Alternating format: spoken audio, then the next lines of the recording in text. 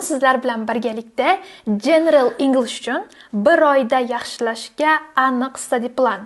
Ya'ni bugun ko'rib chiqamiz grammatika uchun, vocabulary uchun, reading uchun, listening uchun va albatta speaking uchun ko'rib chiqamiz. Demak, birinchi o'rinda grammar and vocabulary. Ularni qanday aktiv ishlasa bo'ladi? Juda ham ko'pchilik o'quvchi menga aytadi, "Men ishlata olmayman, qila olmayman." Masalan, o'sha Murphy'ni, boshqa grammatika kitoblarini hammasini qilganman, mashqlargacha qilganman, даже test masterdan testlarni qilib chiqqanman deydi. Lekin uni aktiv ishlata olmaydi. Buni sababi siz u narsani passiv yo'lda o'rgangansiz. Qanaqa buni aktiv yo'lda qilsa bo'ladi? Birinchi o'rinda men maslahat bergan bo'lardim. Telegram kanal ochib olib, o'shanga video xabarda anaqa bo'ladi-yu, video message. O'shanda gaplar tuzish aktiv holatda og'zaki. Birinchi o'rinda maslahatim, yozma gaplar tuzib chiqing. Ikkinchi o'rinda o'sha narsani Telegram kanalingizda videochada o'zingizga tushuntirib bersangiz bo'ladi va o'shanga gaplar bo'ladi. Xo'p, vocabulary uchun ham men o'sha narsani yana maslahat bergan bo'lardim. Avvalambor vocabularyni o'sha yodlab chiqasiz, daftaringizga yozib chiqasiz, gaplarni tuzasiz va Telegram kanalingizda o'sha video xabarchada gaplar tuzasiz o'rgangan so'zlarga doir. O'shandagina ular aktiv bo'la oladi. Siz bemalol ishlata olasiz. Prosta tak vocabulary daftariga yozib yoki grammatika uchun mashqni qilish sizga hech qanaqasiga foyda bermaydi. Yana bir bor qaytaraman. Avvalambor grammatikani to'g'ri yo'lda o'rganasiz, qachon ishlatiladi, qayerda ishlatiladi, vocabulary ham shunaqa. O'rganib chiqasiz, og'zaki gaplar tuzasiz, yozma gaplar tuzasiz va Telegram kanalda audio xabar bo'ladimi, video xabarda o'sha o'rgangan grammatikangiz bo'ladimi, vocabulary bo'ladimi, aktiv holatda gaplar tuzamiz. O'sha u yog'iga avtomatik bo'lib ketadi. Bizda albatta vocabulary grammatika uchun saytlar kerak bo'ladi. Men eng zo'rlarini bu yerda taxlab qo'yganman. Birinchisi Learn English British Council. Vobshe zo'r. Mana bu yerda levelga qarab grammatikalar berilgan A1, A2 largacha, B1, B2 grammar ham bor. Mana bu yerda ko'rgan bo'lsangiz, boshqa skilllarga nisbatan ham bizda saytlar bor. Masalan, listening, reading, writing, speaking. Bu yerda vocabulary ham bor ekan. O'shaning uchun maslahatim, agar grammatika uchun sizga source kerak bo'ladigan bo'lsa, mana shu saytdan foydalansangiz bo'ladi. Eng ishonchli saytlardan bittasi. Keyingisi bizda vocabulary va grammatika uchun men har doim maslahat beradiganim bu Destination. Eng zo'r kitoblardan bittasi, grammatikani zo'r qilib tushuntirib bergan, даже o'shaning ichida vocabulary ham bor. Bemalol ishlasangiz bo'ladi. O'sha B1 bor, B2 bor, C1, C2 ham bor. Endi vocabulary uchun bizda o'zim topgan o'sha vocabulary bor. Bu yerda IELTS vocabulary har bir topiklarga tayyorlangan. O'shani olish uchun kanalimga obuna bo'lsangiz, men o'shani kanalimga tashlab qo'yaman. Bu yerda 4 ta fayl. Keyingisi bizda reading. Ko'pchilik aytadi, readingdan qiynalaman, menga reading yoqmaydi dedi. Bilasizmi nimadan bo'ladi bu narsa? Bizni kelima o'zbek tilida tushuntirib beraman. Masalan, o'tgan asrda yozilgan kitoblarni oladigan bo'lsangiz, siz uni tilini tushunmaysiz. Masalan, Abdulla Qodiriyni O'tgan kunlar, to'g'rimi? O'shanda ba'zi bir so'zlarni biz tushunmaymiz. Nimaga? Chunki biz u tilni yaxshi o'rganmaganmiz. Ingliz tilida ham shunaqa. Siz tekstni tushunmasangiz, savollarga javob bera olmaysiz.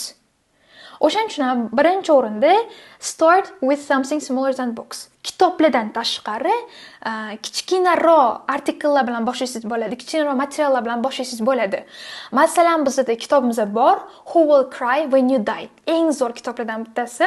Levelingiz pastroq bo'ladigan bo'lsa, o'shandan boshlaysiz bo'ladi. Keyingisi bizda choose a topic that interests you the most. O'zingiz qiziqadigan, o'zingizga yoqadigan temada reading o'qing. Artikel o'qing, kitob o'qing. O'zingizga yoqmaydigan narsada o'qiydigan bo'lsangiz, hech qanaqasiga foydasi yo'q.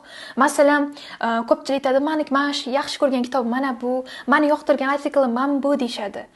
Ularga yoqqanini emas, o'zingizga yoqqanini tanlab o'qish kerak. Masalan, menga medicine yoqadigan bo'lsa, balkim sizga education yoqishi mumkin.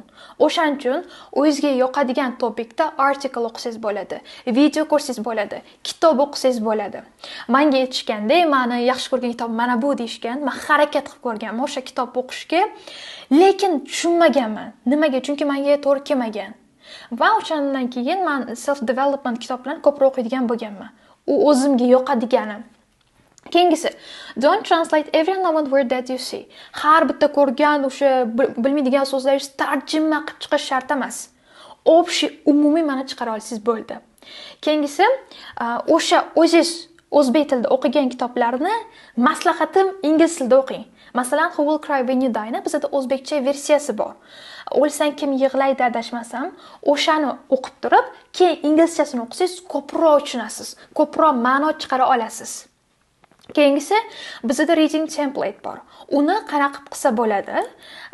Hop, reading template'da boshida o'qigan articles bo'ladimi, o'qigan kitoblaringizni list qilib chiqasiz, undan nimalar o'rgandingiz, qanaqa insight oldingiz, o'shani yozib chiqadigan bo'lsangiz, sizda self satisfaction bo'ladi, o'zingizdan qoniqasiz. Men o'qiyapman, menda o'sish bo'lyapti degan fikrlar paydo bo'ladi. O'shaning uchun men har doim maslahat beraman, o'qigan narsangizni albatta yozib boring. Keyingisi, reading yaxshilash uchun saytlarimiz bor. Birinchi o'rinda breakingnewsenglish.com. Vobshe zo'r sayt, menga rosa ham yoqdi. Imенно yangiliklar berib boradi. Los Angeles esingizda bo'lsa, yaqinda o'sha nima deydi, firelar bo'ldi, ko'plab uylar yonib ketdi, ko'plab o'sha mashhurlarning yonib ketdi. O'shalar haqida yangiliklarni berib boradi. Keyingisi, selected reading. Vobshe zo'r kitob, imенно qiziqarli temalar haqida, o'sha telefon ishlatish, uyqusizlik va suv haqida juda ham qiziqarli artikellar bor. O'zingizga yoqadigan temada o'qib, mashqlarni qilsangiz bo'ladi. Keyingisi, Dream Reader. Bu yerda ham o'zingizga yoqadigan temalarda artikellar, videochalar bor-da, o'zingizga yoqadiganni bosib prosta qilsangiz bo'ldi. Bu yerda men aytayapman, reading uchun avvalambor comprehension yaxshilash kerak. Comprehension uchun mana shu saytlardan foydalaning. IELTS reading emas, o'rtoqlar. Birinchi o'rinda umumiy tushunish qobiliyatingiz yaxshilaydigan bo'lsangiz, u yog'iga IELTS reading juda ham oson bo'lib qoladi. Xo'p, bu yerda men o'sha saytlarni qoldirganman, bemalol rasmga olib qilsangiz bo'ladi. Keyingisi, bizda ko'pchilik qiynaladigan listening. To'g'rimi? Men ukam yozadi, menga yordam ber, nima qilay dedi. Keyin men mana shu hozir yozilganlarni unga tashlab berganman va kecha gaplashdim, zo'r bo'lyapti listening. 40 tadan bir 35 ta topaman deyapti-da. Ya'ni u nimadan bo'lyapti? Birinchi o'rinda listen to various types of content. Ya'ni har xil kontentlarni ko'rish kerak. Bu yerda bizda podcast bor, audiobooklar bor, TV showlar bor, movielar bor, TED Talklar bor-da. O'zi yoqadiganini ko'ring. Ba'zilarga podkast yoqadi. Menga masalan podkast eshitib o'tirish zerikarli. Bilmadim, men zerikib qolaman. Nima aytyapti u narsa men bilmayman. O'shaning uchun menga ko'proq TV showlar. Masalan, men Frantsni ko'rganman. Keyin Young Sheldon ham zo'r kinolar. O'shalarni ko'raverib, vocabulary ham oshgan, comprehension ham oshgan. O'sha imitation ham bo'la oladi speakingda. Juda ham katta menga plus bo'lgan, imенно TV showlarni ko'rish, kinolarni ko'rishdi. O'shaning uchun ham listeningni oshirmoqchimisiz? Kerak emas u practice book. Birinchi o'rinda o'zingizni immerse qilishingiz kerak o'sha ingliz tili atmosferasiga. Buni qanaqa qilasiz? Kinolar, TV showlar, podkastlar orqali. Masalan, TED Talk'ga bunaqa qiziqmas edim, lekin yaqinda imенно brain haqida video ko'rib qoldim, juda ham yoqdi. O'shandan keyin o'zimga yoqadigan, o'zimga kerakli bo'lgan temalarda TED Talk ko'rishni boshladim. Keyingisi, bizda o'sha har xil turdagi kontentlarni ko'rib bo'ldingiz. Endi nima qilamiz? Practice active listening. Bizda active listening ham qilishimiz kerak. Masalan, eshitib bo'lganingizdan keyin harakat qiling. Umumiy ma'no nima bo'lyapti? Men mana shuni nima o'rgandim? Asosiy ma'nolarni chiqarib olib, o'zingizga aytib bersangiz bo'ladi. In English. Keyingisi, predict. Masalan, o'sha video bo'lyaptimi, kino bo'lyaptimi, pauza qilib turib, nima bo'ladi keyingisida? O'sha taxmin qilib ko'ring. Va note taking. Albatta, yangi ideyalar oladigan bo'lsangiz, yangi vocabulary bo'ladigan bo'lsa, albatta o'shani not qilib olish kerak. Ko'pchilik aytadi, men speakingda, o'sha writingda ideya kelmaydi deyshadi. Nimadan kelmaydi? Bo'sh banka to'ksiz ham hech nima kelmaydi-yu. O'sha bankaga siz ideyalarni solishingiz kerak. U ideyalar qayerdan keladi? Nimadir o'qiganingizda, nimadir eshitganingizda. Albatta o'sha reading o'qiyapsizmi? Ideya yozib oling. Listening eshityapsizmi? Nimadir yangi narsa o'rgandingizmi? O'shani ham yozib olish kerak. Vocabulary ham shunaqa. Bizda imенно o'sha kinolar orqali o'rganayotganda vocabulary zo'r esimizda qoladi. Chunki u yerni ko'ryapmiz-da. O'shaning uchun maslahatim vocabularyni ham yozib oling daftaringizga. Xo'p, keyingisi Use subtitled content. Masalan, boshda unaqa tushunmaydigan bo'lsangiz, maslahatim subtitr bilan ko'ring. Ikkinchi marta subtitrsiz bilan ko'ring. Bitta kino bor edi, Monster in Law degan. Nima qaynona, o'jan qaynona o'zbek tilida, вообще zo'r kino. O'shanda boshida men tushunmagandim. Keyin kinoni subtitr bilan ko'rdim. Mana o'sha qaynonasi kirib keladi. Well, you are so predictable deb unaqa gapiradi. Ba'zi so'zlarni tushunmaganman. Subtitr bilan ko'rgandan keyin tushunishni boshlaganman. Siz ham zo'r tushunmasangiz, avvalambor subtitr bilan ko'ring. So'zlarni o'rganib oling, undan keyin esa subtitrsiz bilan ko'rsangiz, juda ham zo'r tushunasiz. O'sha kinoni ko'ring. Вообще zo'r kino. Kanalimga ham tashlab qo'yaman. Bizda keyingisi listening uchun eng zo'r saytlar bor bu yerda. TED.com degan, TED.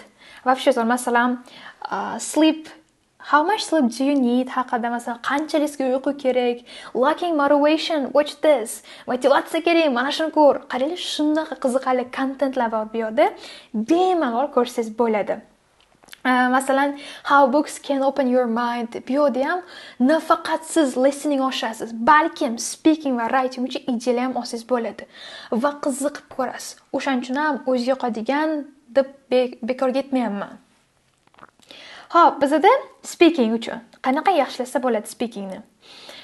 Birinchi o'rinda siz mana bu yerda ingliz tilida o'ylamas ekansiz, uni bu yerga chiqarish qiyin. Masalan, men ko'pchilikdan so'rayman. Siz masalan ingliz tilida gapirmoqchi bo'lganingizda o'zbek tilida o'ylab, keyin o'shani tarjima qilasizmi? Ha, deyshadi. Siz o'ylang, uni o'zbek tilida o'ylayapsiz, uni tarjima qilganingizda juda ham ko'p vaqt ketib qoladi. O'shaning uchun maslahatim ingliz tilida o'ylash kerak. Birinchi o'rinda qanaqa bo'ladi? Yon atrofingizdagi obyektlarni ingliz tilida aytish. Masalan, bu nima? Bu nima? U nima? Hammasini ingliz tilida aytishga harakat qilib ko'ring. Вообще zo'r texnika bu.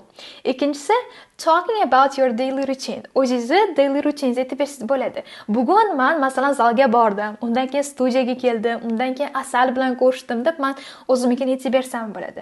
Ya'ni kuningiz qanaqa o'tdi, qanaqa xursandchiliklar, xafagarchiliklar bo'ldi. O'shani bemalol aytib bersangiz bo'ladi. Keyin talking about your dreams. O'zingiz orzularingiz haqida. Masalan, qanaqa orzularingiz bor? Masalan, mening orzuyim Parijda manti yeyish. Eyfel minorasida o'tirib manti yeyish. O'shani aytib bersam bo'ladi. Xudo xolasa work and traveldan keyin Yevropaga boraman, Parijga o'taman, o'shani aytib bersam bo'ladi, orzuyimmi. Siz ham albatta o'zingizga ili o'sha videoga ili prosta oynaga qarab o'zingiz orzularingizni, o'zingiz daily rutiningizni aytib bersangiz bo'ladi. Bu ham speakingga juda ham katta foyda beradi. O'rtoqlar, texnika yordam beradi, mana o'sha part 1, part 2, part 3 larda. Lekin undan oldin siz umumiy speakingni yaxshilamoqchi bo'lsangiz, albatta ko'proq gapirish kerak. Men oldin uyalardim-da, odamlar nima deydi, grammatika qatta o'qisam nima bo'ladi derdim-da. Yo'q. Odamlar nima desa desin. Men o'ylamasdan gapirardim. O'zimga nima kelsa gapirardim. O'sha orzularim bo'ladimi, nimada xafaman, nimada xursand bo'laman, o'shalarni aytardim. Va menga natijada bu juda katta foyda berdi. Mana o'sha kursdan chiqardimda, kursda nimalar o'rgandim, qanaqa menga foydali bo'ldi. Даже o'shani ham o'zimga aytib berardim. Вообще zo'r foyda bo'lgan. Bu narsani siz nima qilsangiz bo'ladi? O'sha kanalingiz ochib olsangiz bo'ladi, speaking channel desizda, o'shani keyin video xabarda orzularingizni, daily rutiningizni aytib bersangiz bo'ladi. Bu ham speakingga katta plus. Xo'p, imitating native speaker. Bizda native speakerga imitate qilish. Bu narsani intentional men qilmaganman, lekin o'sha TV shoulardan o'rganganman va emotsiya bilan gapirish, intonatsiya bilan gapirish o'shalardan o'rganganman. Siz ham kinolar orqali qilsangiz bo'ladi yoki o'zingizga yoqadigan aktyorni videolarini takrorlaysiz bo'ladi. Masalan, yaqinda o'shani men tajriba qilib turk tilida qilib ko'rdim. Turk tiliga qiziqaman. Kinoni oldimda ko'rib chiqdim boshda. Keyin ularni o'sha gapirishini qaytardim. Gunaydin, nasılsınız deb shunaqa qaracha gapirganman. Ularni imitate qilishimda meni aksentim ham yaxshilandi, meni pronunciation ham yaxshilandi. Meni o'sha gapirish tonim ham juda ham yaxshilandi. Albatta, native speakerlarga imitate qilish kerak, ya'ni shadowing. O'zi yoqadigan bo'lsa. Keyingisi, intentional practice. Bizda intentional practice qanaqa bo'ladi? Every day choose one topic. Har kuni bitta topik tanlash kerak. Masalan, bu education bo'lishi mumkin yoki environment bo'lishi mumkin. Undan keyin o'sha topikka doir vocabulary, ideya va grammatika toping. Va albatta savollar ham bo'lishi kerak. Part 1 bo'ladimi, part 2 bo'ladimi, farqi yo'q. O'shanga doir savollar ham topasiz va praktika qilish kerak. O'sha nima deydi, ravon gapirgunizcha praktika qilib yurish kerak. Va masalan, qanchalik vaqt ketadi farqi yo'q. Muhim o'sha o'rgangan grammatikangizni, vocabularingizni va ideyalaringizni siz aktiv holatda, ravon ravishda yetkazib berishingiz kerak bo'lar ekan. Okay, bizda speaking ketdi. Undan keyin speaking uchun eng zo'r sayt va maslahat bergan bo'lardim. Learning English. Bu yerda saytini ko'rsangiz bo'ladi. Masalan, bad hair day, promises haqida juda ham ko'p videolar, ideyalar, o'sha tekstlarimiz bor. Albatta ko'rib chiqing. Lekin speaking uchun oshirish uchun eng zo'r maslahat ko'proq gapirish kerak. O'rgangan grammatikangizni, o'rgangan vocabularini aktiv holatda gapirish kerak, gapda tuzish kerak. Bilasiz, o'sha o'rgangan so'zlarimizni, даже grammatikani hayotimizda har kun ishlatamiz. O'shaning uchun ko'proq gapiring, videolarni ko'ring, native speakerlarni imitate qiling, juda ham oson. Prosta o'sha narsani qilish kerak. Bizning o'zbeklar o'sha narsani qilmaydi, ya'ni dangasa. Qani maslahat berishadi. Har kuni hech kim keladi. Ustoz, men nima qilsam bo'ladi, nima qilsam bo'ladi. Bizda har doim tiplar, texnikalar bor. Prosta o'sha narsani oldiga olib kelib qilish kerak. Всё. Just do it dedi, o'sha narsani qilish kerak. Demak, Writing uchun, general writing oshish uchun bizda albatta o'sha kitoblar, artikellar, bloglar, essaylar o'qish kerak ingliz tilida. Ideyami deysiz, siz o'qimasangiz qayerdan ideya keladi? O'shaning uchun ko'proq maslahatim, ko'proq kitoblar, artikellar o'qinglar, har bitta topikka doir. Keyingisi o'sha o'qiyotgan paytingizda structure'iga, vocabulary'siga, stiliga e'tiboran berish kerak. Qanaqa stilda yozyapti, qanaqa qilib ideyasini yetkazib beryapti. O'shani yaxshilab o'rganish kerak. Undan keyin write daily. Har kuni yozish kerak. Masalan, qanaqa kuningiz o'tdi, qanaqa masalan siz xafa bo'ldingiz, o'sha qanaqa orzularingiz bor, o'shani yozish kerak. Bu ham yaxshi writing yaxshilash uchun. Keyin sekin essaylarga, emaillarga o'tsangiz bo'ladi. Albatta bizda writingda vocabularyni expand qilishimiz kerak. Ya'ni o'zbek tilida bilmayman, ko'paytirishimiz kerak. Collocationlar o'rganish kerak, bizda sinonimlar o'rganish kerak, chunki paraphrasing juda ham muhim writingda. Paraphrasing uchun bizga vocabulary kerak, lug'at boyligi. Lug'at boyligini o'sha kitoblardan, bloglardan yoki essaylardan o'rgansangiz bo'ladi. Eng muhimi, agar siz chet elga topshirmoqchi bo'lsangiz, Exploring University saytiga borib turib, Find your dream university. O'shanga qanaqa essay yozish kerak, qanaqa nimalar kerak, hammasini ko'rib chiqib, o'tirib, yozib, praktika qilsangiz ham bo'ladi. Xo'p, o'rtalar bizda General Englishda muammolar bo'layotgan bo'lsa, mana shu muammolarga bizda mana shu darsimiz juda ham yechim bo'ladi. Muhimi o'sha aytilgan narsani qilish kerak. Bizda hamma nima qilish kerakligini biladi. Faqatgina harakat qilishmaydi. Harakatni bugundan boshlab General Englishni yaxshilashni maslahat beraman. Rahmat kattakon e'tibor uchun. Keyingi videolarda ko'rishguncha.